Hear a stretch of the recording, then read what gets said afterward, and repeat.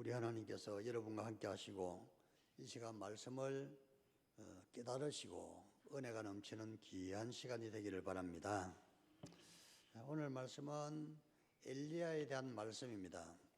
엘리야는 갈멜산에서 바알과 아세라 선지자 850명과 대결을 했는데 어느 신이 참신이냐, 바알과 아세라가 참신이냐, 여호와가 참신이냐 하는 그 대결을 했던 것입니다. 대결 방법은 하늘에서 불을 내리게 하는, 그 신의 이름을 부르고 기도할 때 불이 내리면 그 신이 참신인 것으로 그렇게 해서 먼저 바알과 아세라 선지자가 몇 시간씩 그들이 열광하면서 그들의 신을 불렀고 심지어 그 몸을 상처내면서까지 춤을 추고 그들의 신을 불렀지만 바알과 아세라는 응답이 없었던 것입니다. 그리고 엘리야가 하나님 앞에서 하나님께 불을 내려다고 간절히 기도했을 때 하늘에서 불이 내렸고, 엘리야는 이 바알과 아세라 거짓 선지자들을 다 잡으라 해서 그들을 처형을 했던 것입니다. 그리고 이 엘리야는 특별한 능력이 있어서 그가 기도할 때 하늘에서 기근이 계속되던 그 하늘에서 비가 내리기도 했습니다. 성경에서 엘리야만한 특별한 능력을 행사한 사람은 그 누구도 없습니다. 하나님께서 그와 함께 해주셨기 때문에 놀라운 능력의 종이었던 것입니다. 바로 이 엘리야가 그런 초자연적인 능력을 행사한 이후에 아방이 자기 아내 이세벨에게 엘리야의 일을 이야기했더니 엘리야가 이세벨이 말하기를 내가 엘리야를 반드시 죽이겠다 그러면서 만약에 내가 엘리야를 죽이지 않는다면은 우리의 신이 나에게 벌을 내림이 마땅하다 하면서 자신의 신을 걸고 독한 말을 했던 것입니다. 그리고 이 말을 엘리야에게 전달했습니다. 이세벨이 자기를 반드시 죽이겠다는 말을 듣고 엘리야는 도망을 갔습니다. 엘리야는 그가 살던 갈멜산에서 브엘세바까지 도망을 갔습니다. 갈멜산은 이스라엘의 최북단 지역이고 브엘세바는 이스라엘의 최남단 지역인데 그 당시 이스라엘이라는 나라는 북쪽에 이스라엘이 있고 남쪽에 유다 왕국이 있었습니다. 저 이스라엘 국경을 넘고 또 유다 왕국의 국경을 또 넘어서 애굽 땅 영역에 속한 브엘세바에서 좀 더 들어갔으면 애굽 땅으로 들어간 것입니다. 국경을 두 개를 넘고 멀리 도망을 쳤던 것이죠.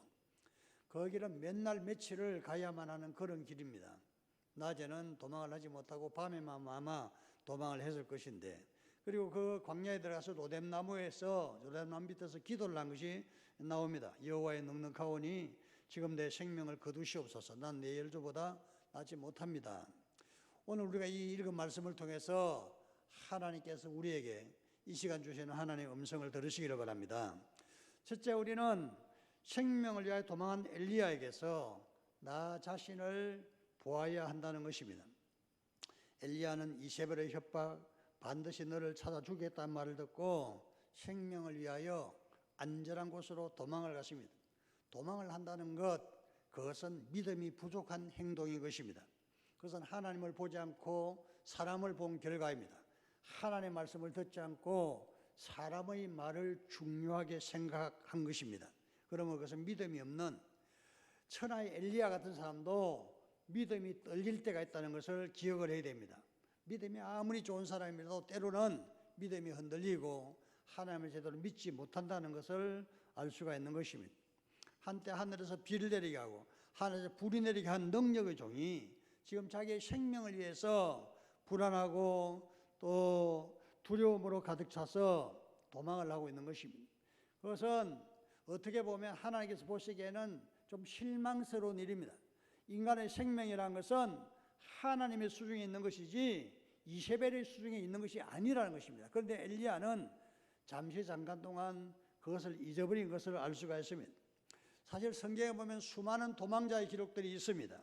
맨 먼저 도망한 사람은 아담과 하와라고 할 수 있겠습니다. 아담과 하와가 하나님의 금령을 어기고 나서 모가나무에 숨었습니다. 도망을 쳐서 숨은 것이죠. 하나님께서 그들에게 찾아오셨죠. 다음으로는 가인이 동생을 죽인 이후에 그는 너무나 두려워서 온 세상 사람들이 다 나를 죽이려 한다 생각하면서 먼 곳으로 도망을 치고 있는 것입니다. 야곱이라는 사람은 자기 형 에서를 좀 속이고 기만을 하고 축복을 가르친 이후에 형이 노발대발을 해서 내가 반드시 야곱을 죽이겠다 하는 그 말을 듣고 먼 곳으로 도망을 쳤습니다. 자신의 생명을 보존하기 위해서 도망을 친 것입니다. 다윗 왕도 사울 왕이 자신을 죽이려 한다는 것을 알게 되었을 때 변장을 하기도 하고 미친 척 하기도 하면서 온 세상을 다니면서 도망을 다니는 것을 볼 수 있습니다. 사실 우리 믿는 성도들도 여러 가지로 쫓기며 도망하면서 살고 있다 이렇게 보겠습니다. 일에 쫓기고 시간에 쫓기고 질병에 쫓기고 이 근래에는 코로나19에 쫓기는 것 같습니다.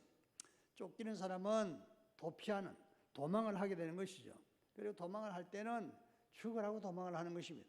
여기 보면 본문 말씀에 나오는 엘리야도 죽자 살다 도망을 하는 것 같고 가인도 죽자 살다 도망을 했고 야곱도 죽자 살다 도망을 하고 다윗도 죽자 살다 도망을 하면 대충 도망하면 잡히는 거니까요. 잡히면 죽는다고 생각하니까 이렇게 도망을 가는 것입니다.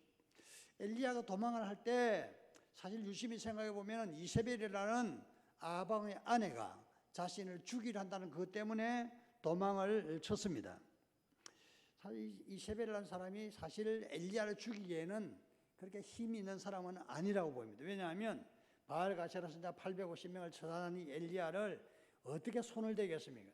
그래서 손을 댈 생각이 아마 이세벨 손이 댈 생각이 없을 겁니다. 그저 협박 삼아 말 한마디 해본 것이죠. 엘리야를 반대 죽겠다면서 아주 독한 말을 하지만 실제로는 이세벨의 능력으로 엘리야를 체포할 능력도 없고 죽일 능력도 없는 것입니다.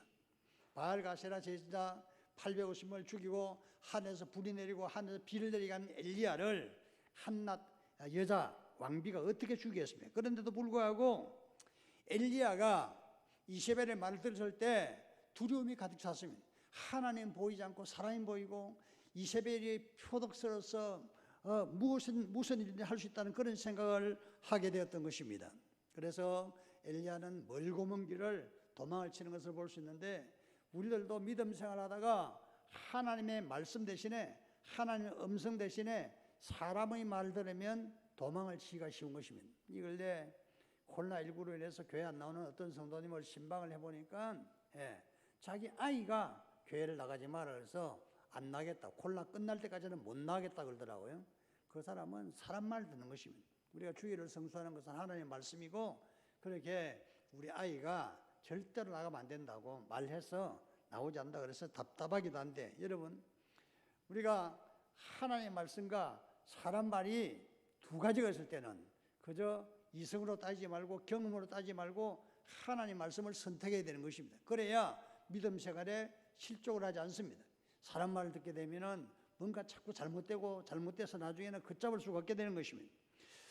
어쨌든 이 엘리야는 권력자의 말, 사람의 말, 이세벨의 말을 듣고 그 믿음이 사라졌고 죽음에 대한 두려움으로 멀리 도망을 갔는데 이 모습에서 우리의 연약한 모습을 보게 되는 것입니다. 그런데 엘리야는 어디로 도망을 갔습니까? 멀고 먼 브엘시바 광야로 도망을 갔습니다. 두 번째 오늘 말씀 주제는 광야에서 기도하는 엘리야의 모습을 볼 수가 있습니다. 광야라는 것은 황폐한 땅입니다. 먹을 것도 없고 마실 물도 없습니다. 광야는 메마르고 삭막한 땅입니다. 사람이 살 수 없는 곳입니다. 메마르고 삭막한 광야 브엘시바에 도착한 엘리야는 산을 남겨두고 광야길을 더 깊이 들어갔습니다. 하루길을 더 들어갔다 그러니까 오늘날로 하면 아마 한 30km쯤 더 들어간 것으로 보입니다. 더 광야길로 깊이 들어가서 거기에서 엘리야는 한 로뎀나무, 우리나라 나무로 하면 쌀이나무 같은 그런 나무인데 로뎀나무 밑에서 햇볕 겨우 피하면서 그 로뎀나무 아래에서 기도하고 있는 것입니다. 엘리야가 광야로 들어갔던 것은 자신의 모든 것을 포기하는 것처럼 보입니다. 광야엔 집도 없고 사람도 없습니다. 음식을 구할 수도 없고 물도 구할 수 없는 곳입니다. 엘리야는 광야로 들어가면서 음식도 가지고 들어가지 않았습니다. 물도 가지고 들어가지 않았습니다. 그것은 하나님께 자신의 생명을 맡긴다는 뜻입니다. 만약에 하나님께서 먹을 음식을 주지 않으면 마실 물을 주지 않으면 그곳에서 버티지 못하고 결국 죽게 되는 것입니다. 광야에 들어간 엘리야는 먼저 하나님 앞에 무릎을 꿇고 간절한 마음으로 기도를 하는데 엘리야의 기도를 깊이 생각해 보면 큰 은혜가 있습니다. 여호와여 넉넉하오니 지금 내 생명을 거두시옵소서. 나는 내 열조보다 낫지 못합니다 하는 이 간단한 기도를 하나님께 드렸는데, 이게 넉넉하오니 하는 이 말씀은 옛날에는 족하오니 나는 만족합니다 하고 하나님께 먼저 고백을 하는 것입니다. 하나님, 내 인생 이것으로 충분합니다. 저는 만족합니다. 분에 넘치는 은혜를 받고 살았습니다. 하나님, 내 단이 넘칩니다. 그러니 내 생명을 데려가서도 됩니다. 제가 할 만큼 할 일은 다 했습니다 하는 그런 고백을 하는 것입니다. 사실 사람은 좀 더 살았으면 하는 마음이 있습니다. 좀 더 가졌으면 하는 마음이 있습니다. 돈을 좀 더 가졌으면 하는 마음이 있습니다. 좀 더 먹었으면 하는 마음이 있습니다. 좀 더 권력을 누렸으면 하는 그런 마음도 있습니다. 미국 트럼프 대통령을 보면 선거에서 분명히 패배한 것 같은데요, 어떻게 해서든지 권력을 좀 연장해 보려고 몸부림치고 있는데, 우리가 보기에 참 안쓰럽기도 하고 좀 추잡해 보이기도 하고 그런 것입니다. 사실 사람의 욕심은 끝이 없는 것입니다. 사람은 조금 더 이러지만은 만족하지는 못합니다. 엘리야의 기도는 그런 면에서 모든 것을 내려놓는 기도입니다. 이것으로 족합니다. 내 생명을 데려가서도 괜찮습니다. 자기 생명까지도 내려놓는 그런 기도를 드린 것입니다. 난 내 조상보다 나을 것이 없습니다 하는 이 엘리야의 기도는 나는 대단한 존재가 아니라는 고백인 것입니다. 나는 아무것도 아닙니다 하는 그런 고백입니다. 사람들은 대부분 자신이 대단한 존재라고 생각합니다. 자신의 특별한 존재라고 생각합니다. 자신이 제일 똑똑하고 자신이 제일 지혜롭고 자신이 제일 잘났다고 생각하는 사람이 많습니다. 목사들 세계에도 보면 목사님들은 다 자기가 설교를 제일 잘하는 줄 알아요. 나도 그것도 잘 몰랐는데 대부분 사람들이 진짜 그렇게 생각하는 것 같더라고. 저도 그렇게 생각을 할 뻔했습니다. 목사들도 자기가 제일 잘났다고, 자기가 제일 중요하다고 생각하는 것 같아요. 사람들은 대부분 자기 자신들이 대단하다고 생각하는 것입니다. 자기 자신들이 제일 지혜롭고 잘났다고 생각하는 것입니다. 엘리야는 이것을 내려놓는 것을 볼 수 있습니다. 나는 내 조상보다 나을 것이 없습니다 하는 이 엘리야의 고백은, 엘리야가 모든 것을 나는 아무것도 아닙니다, 하나님이 모든 것입니다 하는 그런 대단한 신앙 고백을 하고 있는 것입니다. 엘리야가 하나님 앞에 기도했더니 자기 자신이 자기 생명도 더럽고 명성도 덧없는 것을 깨달았던 것입니다.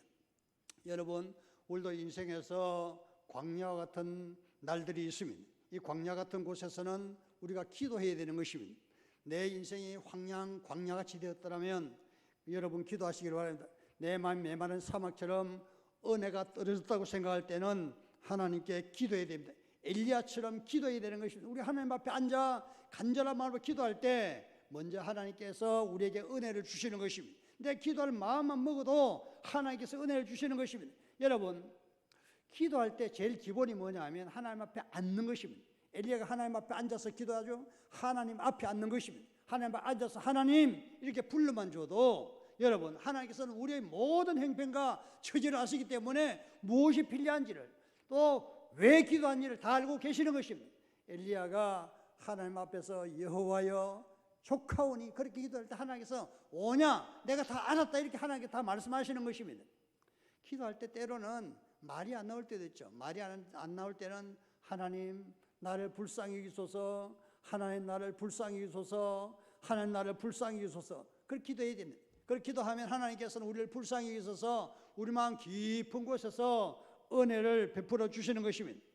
엘리야는 광야에서 기도를 했습니다. 그는 자기의 모든 것을 내려놓았습니다. 생명도 내려놓고 명성도 내려놓고 하나님의 능력도 내려놓고 모든 것을 내려놓고 하나님 앞에 기도하는 것을 볼 수가 있는 것입니다. 우리는 엘리야의 기도에서 겸손한 모습과 내려놓는 것을 배워야 합니다. 사람들 하나님 앞에 기도할 때 이것도 달라 저것도 달라 그러지만 엘리야의 기도는 이것도 저것도 하나님 가져가십시오, 그래도 괜찮습니다, 그렇게 기도하는 것입니다. 이게 기도의 깊은 차원인 것입니다. 여러분, 하나님 앞에 기도할 때 달라달라는 기도보다는 이것도 하나님께 드리겠습니다, 내 생명도 드리겠습니다, 내 명성도 하나님께 가져가서 괜찮습니다, 모든 걸 내려놓고 고백하는 이 기도가 정말 영적인 기도인 것입니다. 엘리야의 기도를 본받아서 기도하시는 우리 성도들 되시기를 바랍니다. 세 번째로 기도한 엘리야는 하나님의 은혜를 받고 새 힘을 얻었다는 사실입니다. 엘리야가 모든 것을 내놓고 기도했더니 하나님께서 그 천사를 보냈습니다. 천사가 잠든 엘리야를 어루만졌습니다. 하나님께서 그 천사를 보내어 엘리야를 만져주셨던 것입니다. 오늘 본문의 천사가 만져주었다는 것은 원문의 깊은 뜻은 안마에 가깝습니다. 꼭꼭 눌러서 만져줬다는 그런 뜻입니다. 꼭꼭 눌러서 만져줬습니다. 왜 그렇게 꼭꼭 눌러서 만져줬을까요? 엘리야가 맨날 며칠 날 달려오느라고 야음을 틈다 도망해 오느라고 얼마나 힘들었겠어요. 그래서 몸을 좀 풀어준다는 그런 의미도 있는 것입니다. 얼마나 피곤하냐 이렇게 하면서 하나님께서 천사를 통해서 너 가서 엘리야 몸 좀 만져줘라. 얼마나 힘들겠냐. 아마 그렇게 하지 않았겠나 생각하는 것입니다. 이렇게 어루만져 주는 것은 위로하고 격려하는 뜻이 있는 것입니다. 정말 너 이제까지 주의 일을 하느라고 애썼다, 수고했다, 얼마나 힘드니, 얼마나 피곤하니, 정말 힘들지. 내가 너 모든 수고를 알고 있고 네가 얼마나 힘든지를 내가 알고 있다는 그런 하나님의 음성인 것입니다. 그러면서 하나님께서는 엘리야에게 다시 그 피곤하지만 그래도 너가 할 일이 있어서 더 힘을 내야 돼. 다시 피곤한 마음, 낙심한 마음을 접고 다시 마음을 회복해야 한다고 말씀하고 있는 것입니다. 사실 우리는 예수님 우리를 만져주시기를 원하고 있습니다. 눈에 보이는 예수님 우리를 만져주는 것이 아니라 천사의 손길 같은 하나님의 종들의 손길, 하나님의 자녀의 손길은 천사의 손길과 마찬가지인 것입니다. 우리 교회를 왜 나옵니까? 하나님의 잔잔한 위로를 받기 위해서 하나님께 내 마음을 만주시기를 원해서 그렇게 나오는 것입니다. 예수님께서 이 공생을 살아가실 때 보면 많은 사람 만나실 때 종종 이렇게 터치해 주시는 것을 볼 수가 있습니다. 예수님께서 베드로의 집에 갔을 때 베드로의 장모가 열병에 걸려 있었습니다. 예수님께서는 베드로의 장모의 손을 대시며 장모의 손에다가 예수님의 손을 대시며 깨끗함을 받아라 해서 베드로의 장모의 열병을 고쳐주는 것을 볼 수 있죠. 손을 대는 것입니다. 오늘 아침에는 누가복음 5장에 보니까 나병 환자를 고쳐주신대. 예수님께서 나병 환자의 몸에 손을 대셨다, 터치하셨다 그렇게 되어 있는 것입니다. 몸을 만져주시는 것입니다. 예수님께서 이렇게 종종 몸을 만져주시는데 사람들이 어린 아이들을 예수님께서 만져주심을 바라고 데리고 나왔다 하는 그런 표현도 나옵니다. 예수님께서 이렇게 어린 아이들을 하나하나 만져주시면서 안수하고 축복하신 모습을 볼 수가 있는 것입니다. 이렇게 육체를 만져줄 뿐만 아니라 우리 주님께서는 우리의 마음을 만져주시기도 하십니다. 예수님께서 여리고를 지나가실 때 삭개오라는 사람이 예수님을 한번 보고 싶어서 뽕나무 위에 올라갔을 때, 돌 무화과나무 위에 올라갔을 때 예수님께서 무화과나무 위에 올라가 있는 삭개오를 보시면서 삭개오야 내려오라, 내가 오늘 그대의 집에서 머물러야겠다 하는 그 말은 삭개오의 마음을 만져주시는 말씀인 것입니다. 그리고 그 집에 들어가셔서 오늘 이 집에 하나님의 구원이 이르렀다 하는 그 말씀도 삭개오의 아픈 마음을 만져주시는 것입니다. 대부분의 유대인들은 세리들은 하나님의 구원에서 멀다고 생각했습니다. 그런데 예수님께서는 이 집에 하나님의 구원이 이르렀다 해서 삭개오의 마음이, 그 아픈 마음이 따뜻한 위로를 받는 것을 알 수가 있는 것이죠. 예수님께서는 어떤 여인이 상녀를 따라가면서 울고 있는 여인을 만났을 때 그 여인을 향해서 울지 마라 하는 그런 따뜻한 위로의 말씀을 건네기도 했습니다. 그리고 상녀를 죽은 그 아들을 살리신 그런 기록도 있는 것입니다. 예수님께서는 따뜻한 위로의 말씀을 하기를 상당히 즐거워하셨습니다. 우리가 주님을 본받아 살기를 원한다면 고통당하는 사람들, 상처받은 사람들의 마음을 어루만지는 그런 따뜻한 위로의 말, 격려의 말 한마디가 필요한 것입니다. 아픈 사람 위로하고 환난당한 사람을 격려하는 우리 성도들이 되시기를 바랍니다. 우리 하나님은 믿음 없이 멀리 도망친 엘리야를 책망하지 않았습니다. 정죄하지 않으시고 천사를 보내서 어루만져 주셨습니다. 바로 천사는 오늘날 우리 자신들이 하나님 보낸 그런 천사 역할을 할 수가 있는 것입니다. 우리는 때때로 다른 사람들의 마음을 만짐으로 그를 격려하고 그 상처난 마음을 보듬을 수가 있는 것입니다. 이번에 미국 대통령으로 당선된 조 바이든은 나이가 29살에 미국의 연방 상원 의원이 되지만 아마 역대 최연소 상원 의원이라고 합니다.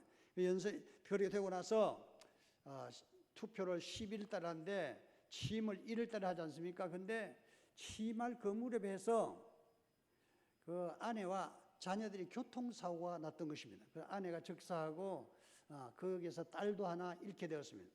상원 의원으로 이렇게 취임 선서할 때 병원에서 취임 선서를 했습니다. 그렇게 아픈 마음을 가지고 살아갔는데 그런데 이 조 바이든이 이 일뿐만 아니라 2015년에는 그 사랑하는 아들이 하나 있었는데 델라웨어주 법무장을 했던 바이든의 장남 이름이 보라는 아들인데 이 아들이 뇌암으로 세상을 떠났던 것입니다. 뇌암으로 세상을 떠났어요. 그렇게 기대하던 아들. 사람들은 이 보 바이든이 지금 현재 지금 바이든 길을 이어서 미국에서 아마 대단한 사람이 될 것이라고 기대를 했댔습니다. 보 바이든 죽었을 때 당시 영국의 유명한 언론인 피어스 모건이 그 바이든 아들 보에 대해서 칼럼을 쓴 것이 있었습니다. 칼럼의 내용을 지금 그 대통령 당선자가 그 당시 보게 되는데 그 칼럼 내용에 이런 내용이 있는 것입니다. 보 바이든은 미국의 최고의 대통령이 되었을 사람이다 하는 그런 내용을 썼던 것입니다. 아마 이 피어스 모건이라는 사람은 사심 없이 이 보 바이든이라는 사람에 대해서 대단한 사람으로 생각을 했던 것 같습니다. 그래서 이 말 듣고 대통령 당선자인 바이든이 그 칼럼을 보고 많이 위로를 받다고 합니다. 어느 날 전화를 걸어서 바이든이 모건에게 감사하다는 걸 말을 했다고 합니다. 그랬더니 그이가 하는 말은 나는 특별한 생각을 쓴 것은 아니고 그저 내가 보기에는 당신 아들 보 바이든은 계속해서 살아 있었으면 미국에서 역대 가장 위대한 대통령이 되지 않았을까 내 진심입니다 하는 그런 말을 듣고 바이든이 굉장히 힘을 얻었다고 합니다. 여러분 우리가 살아가면서 누구에게 위로하고 격려해 줄 그런 기회가 있다 그러면 망설이지 말고 위로하고 격려하는 마음이 필요합니다. 그것은 바로 내가 천사가 되어주는 일인 것입니다. 여기 엘리야는 한 천사의 도움으로 그 몸을 어루만지고 위로를 받고 격려를 받는 것을 볼 수가 있죠. 그러고 나서 그 천사가 엘리야에게 다시 힘을 얻도록 숯불에 구운 떡과 물을 준비하고 일어나 먹으라 이렇게 말했습니다. 이 천사의 말은 다시 밥을 먹고 기운을 차려라, 밥을 먹고 힘을 내어라 하는 그런 뜻이 있는 것입니다. 사실 엘리야는 몇 날 며칠 도망을 하느라고 제대로 먹지도 자지도 못했습니다. 기진맥진한 엘리야는 떡과 물을 마시고 다시 잠에 꼬라졌죠. 그때 다시 천사가 깨우고서 떡과 물을 마시라, 네가 가야 할 길이 멀다 이런 말을 했습니다. 갈 길이 멀다, 든든하게 먹어라. 우리 어머니들이 보통 하는 말이죠. 갈 길이 머니까 밥도 든든하게 먹고 준비를 단단히 해서 가라 하는 그런 뜻입니다. 엘리야는 다시 일어나 떡을 먹고 물을 마셨습니다. 기력을 회복한 엘리야는 자신이 가야 할 길을 다시 달려가기 시작했습니다. 그가 가야 할 곳은 하나님의 산 호렙산인 것입니다. 엘리야는 그 식물, 그 음식을 먹고 힘을 얻어 자신이 달려가야 할 그 호렙산으로 달려가고 있는 것입니다. 여기서 각 구운 떡, 숯불에 구운 떡이 무엇이냐 하면 하나님 말씀이라고 영적으로 해석할 수가 있습니다. 그 오늘날로 말하면 목사의 설교와 같습니다. 목사의 설교라는 것은 하나님 말씀이라는 밀가루에 기도의 눈물로 반죽하고 성령의 불에 구워낸 그 설교가 숯불에 가꾼 떡과 같은 것입니다. 우리는 성경 말씀을 통해서 밀가루를 그대로 섭취할 수도 있지만 목사는 밀가루에 반죽을 해서 불에 구워서 맛있는 떡을 만들어서 주는 것입니다. 그것을 받아 먹고 다시 힘을 내라 하는 그런 뜻이 되는 것입니다. 성도들 주일마다 이렇게 예배에 참여해야 되는 이유는 바로 가꾼 떡을 먹고 다시 힘을 내서 용감하게 내가 달려가야 할 길을 달려가야 하기 때문에 그렇습니다. 엘리야는 그것을 먹고 다시 힘을 내서 자신이 달려가야 할 호렙산을 향하여 힘차게 달려가고 있는 것이죠. 이 엘리야를 본받아서서 우리도 다시 하나님께서 공급해 주신 힘을 가지고 이 어려운 시대를 용감하게 다시 힘을 내서 달려가시기를 주님 이름으로 축원합니다. 기도하겠습니다. 할렐루야. 살아계신 우리 하나님 아버지 은혜를 감사합니다. 오늘 도피한 엘리야를 통해서 우리에게 주신 하나님의 음성을 들었습니다. 우리 하나님 아버지 엘리야처럼 우리가 때로는 세상 여러 가지 일들의 두려움과 공포를 느끼고 도피하는 마음이 있습니다. 우리 하나님께서 은혜를 베풀어 우리에게 믿음을 대해주시고 어떤 경우에도 하나님의 손길을 눈길을 벗어나지 않도록 은혜를 베풀어 주시옵소서. 광야에 도착한 엘리야가 하나님께 기도했듯이 주여 우리들도 마음이 삭막한 광야가 되었을 때 믿음이 떨어질 때는 하나님 앞에 앉아 하나님의 자비와 은총을 구하는 기도하는 성도들이 되게 하여 주시옵소서. 엘리야 기도할 때 하나님께 천사를 보내시고 그리고 그 몸을 어루만지시고 또 떡과 물을 준비하신 것처럼 우리 하나님 아버지 우리 하나님께서 우리에게 은혜를 베풀어 주셔서 우리 다시 용기를 얻어 용감하게 우리의 남은 인생길을 달려갈 수 있도록 때를 따라 도우시는 하나님의 손길이 함께 하시고 엘리야가 가꾼 떡을 먹고 힘을 냈던 것처럼 주일마다 주님 앞에 나와 말씀으로 새로운 힘을 얻어 용감하게 주신 사명 감당하는 저희들 되게 하여 주시옵소서. 예수님의 이름으로 기도합니다. 아멘.